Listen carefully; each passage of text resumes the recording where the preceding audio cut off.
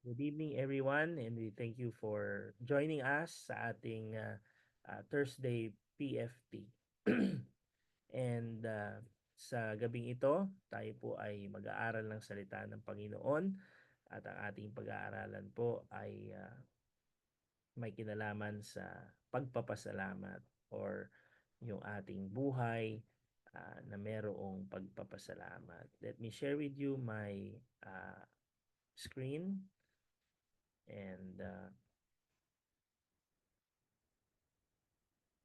yan. So, this is our topic for today, a life of gratitude. A life of gratitude. It's found in the First Thessalonians chapter 5 verse 16 to 18. Ang sabi dito, rejoice in the Lord always, pray without ceasing, give thanks in all circumstances, for this is the will of God in Christ Jesus for you. Tayo po muna ay manalangin. Panginoon, salamat po sa gabing ito, and may you give us wisdom and knowledge, Panginoon, as we study your word. May you find us faithful and may you enlighten us so that we may be able to apply all these knowledges, Panginoon, na matututunan namin in our day-to-day life and in our workplace, Panginoon, bilang mga Coast Guardians. Ito po'y dalangin namin sa pangalan ng Panginoon Yesus. Amen. Ang key idea po dito sa ating pag-aaral is that gratitude is a gift to enrich our lives. Ito'y binigay sa atin para ma-enhance yung relationships natin.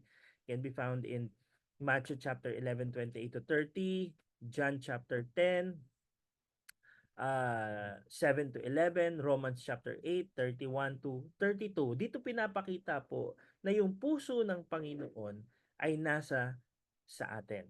No? God is for us, for our good. No? Ang Panginoon ay nandito sa atin upang mahalin ang bawat isa sa atin. Unang-unang bagay na makikita natin dyan, no? Gratitude is God's will for you. It is God's will for me. Number one, joyful in every circumstance as opposed to happiness. Yung tinatawag na transient delight or yung tinatawag na momentary circumstances. Minsan, merong mga bagay, mga pangyayari sa buhay natin na kung saan ay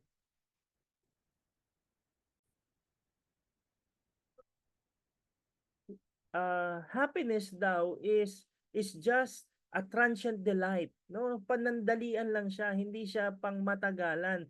Ito daw ay for a moment lang or ito daw ay dahil sa circumstances na pinagdadaanan natin. But when we say joy, no? Ito daw yung estado, is a state of mind that focuses on the bigger perspective of God's goodness, no? Joy nandoon yan sa ating mga puso. And can be seen in Hebrews chapter 12 verse 2. Pangalawa, prayerful in every moment. Sabi diyan, pray continually. Ito yung nagpapakita noong commitment natin or yung ating communication sa Panginoon na hindi nagmamaliw. Patuloy na communication sa ating Panginoon. It's like a cellphone, 'di ba tayo? Meron tayong mga gadgets, meron tayong mga cellphones. Cellphone na hindi nag-o-off, hindi nalolobat, no? Hindi namamatay, hindi nadi-disconnect pag nawalan ng signal, pag nawalan ng data, no? Tuloy-tuloy. Ito yung connection natin sa ating Panginoon, that we are thankful, that we are prayerful sa lahat ng bagay. It could be good, bad, worse situation sa buhay natin, nagpapatuloy tayo sa ating Panginoon. Pangatlo, thankful in every situation, no? Na sinasabi natin na ang lahat ng bagay nang nangyayari sa atin, it could be good, it could be bad, and we label each day, no, as a sum of that ratings. Ratings na sometimes it fails to recognize na lahat ng mga negative, no? We give value doon sa mga positives, no, na nangyayari sa ating mga buhay. And sometimes ingratitude in that process diminishes the value of the gift and of the giver. Napakadali po na mawalan ng amor, mawalan ng joy kapag tayo dumadaan sa ganitong mga situation.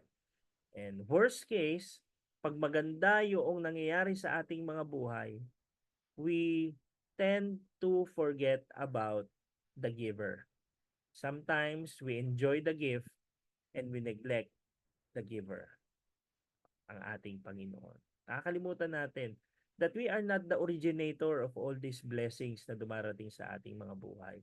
It is just God's gift sa atin. And sometimes we become worse when bad things happens in our lives, di ba? Ang nangyayari sa atin, na highlight natin yung problema and nakakalimutan natin yung glory ng ating Panginoon. Next thing is, gratitude is cultivated. 4 na practical applications na makikita natin. Number 1, repent of the sin of entitlement, no? Or yung grace or yung charis na tinatawag. Ang ibig sabihin nito, yung benefit na nakuha natin, hindi tayo deserving. Hindi talaga karapat-dapat sa atin, and yet we're able to obtain, we're able to receive this. Yun yung charis yun yung grace. We do not deserve. Wala tayong kakayanan at karapatan na tanggapin ang mga bagay na ito, no? Yung root word ng salitang give thanks, no? Yung thankfulness, no? It is an acknowledgement of that benefit. You acknowledge, nagpapasalamat ka dahil nakatanggap ka ng ganitong bagay, no? Entitlement takes it for granted, cultivating dissatisfaction, discontentment sa buhay natin. Pangalawa, pause. Gratitude grows in the pause busyness in life. No, it is a barrier to God's to reflection on God and His good gifts, and therefore a barrier to the expression of gratitude for those gifts. No, minsan talagang sa sobrang busy natin, we are not able to recognize even the smallest details and be thankful sa maliliit na mga bagay, sa maliliit na mga blessings na natanggap natin sa ating mga buhay. Mga maliliit na breakthrough sa buhay natin. Kasi nagfo-focus na tayo agad sa susunod na activity natin, sa susunod na nangyayari sa ating mga buhay. And whenever we become busy, we don't have time to sit, reflect, thank God, pray to God, and thank Him dun sa mga bagay na pinagkakaloob sa atin ng ating Panginoon. Sometimes even the breath that we have, di ba? Yung hininga na meron tayo, it's a gift of God. No? Minsan hindi natin na-value, hindi natin nakikita yung value ng mga bagay na ito. Even yung mga bagay na pinag-pray natin noon 5 years ago, we prayed about where we are right now. And sometimes we murmur, ba't ako ganito, ba't ako ganyan? But as we look back, it's a gift of God for us. No? Yung binigay sa atin ng Panginoon, nirereklamo na naman natin. Gusto na naman natin ng iba. We're praying sa mga panibagong mga bagay. We must pause and reflect upon God's goodness in our lives. Number 3, capture. Built-in reminders, no? Our culture, our spiritual traditions offer us built-in reminders for gratitude. Yung mga pangyayari sa ating buhay, yung mga bagay na ibinigay sa atin ng Panginoon, ito dapat ay pinagpapasalamat natin kasi ito yung nagpapaalala sa atin. Ano yung mga yan? Labor Day, no? Yung ating yung ating June 12, no? Thanksgiving, spiritual celebrations, Christmas, no? Yung ating uh, sineselebrate na kapanganakan ng ating Panginoon. Yan. Yung mga gatherings natin, no? Those are reminders. No? Those are events in the past that develops a lifestyle of gratitude. Papasalamat tayo dahil sa mga bagay na monumental things that happened in our lives. Number 4, model. Let us model to the next generation. Ipasa natin sa kanila, no? uh, sa ating mga anak na sometimes ang pakiramdam nila they are entitled of all these things that we are enjoying rather than being grateful sa mga bagay na tinatamasa nila at tinatanggap nila sa present life nito. If us, no, kung tayo or itong mga spiritually minded adults, they won't model gratitude, saan matatagpuan ng ating mga anak ito? Saan nila matututunan ang mga bagay na ito ng pagpapasalamat? Conclusion. Whatever our circumstances are today, we do know this. Jesus loves us. Jesus loves you. Jesus loves me. And He died to take away our sins and secure our place in God's kingdom. Mga kapatid, itong regalong ito pa lamang, no? The most basic gift na sabihin natin is the most greatest gift ng Panginoon sa atin. No? And this gift alone is worth our gratitude. We should commit all today to become that person of gratitude. And we will be thankful that we did sa ating mga buhay. And we praise God for this learning and I hope na ang bawat isa po sa atin ay natuto sa pag-aaral ng salita ng Panginoon. Tayo po'y manalangin. Lord, we thank you for this time. Thank you, Lord, for teaching us that gratitude is very important, Panginoon, sa amin. Kasi, Panginoon, hindi kami ang originator ng life. We are just the receiver of life, Panginoon.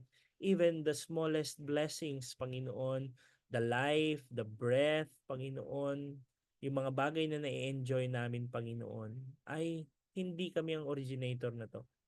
Benefactor lang kami nito, Panginoon. We just are benefiting from all your blessings sa bawat isa sa amin. And we thank you, Lord, for guiding us and being with us this morning. And we pray, Lord, na tulungan niyo po kami, Panginoon, even in our service, Panginoon, na maging mapagpasalamat kami dahil nandito kami sa serbisyong ito, Panginoon. Dahil nandito kami, Panginoon, nilagay niyo kami sa mga positions namin, Panginoon, dahil meron kang purpose sa bawat isa sa amin. And one of that, Panginoon, ay maging mapagpasalamat sa lahat ng mga bagay. So whether we are in the worst situations in our lives, even if we are in the most successful situation in our lives, we must be thankful, Panginoon.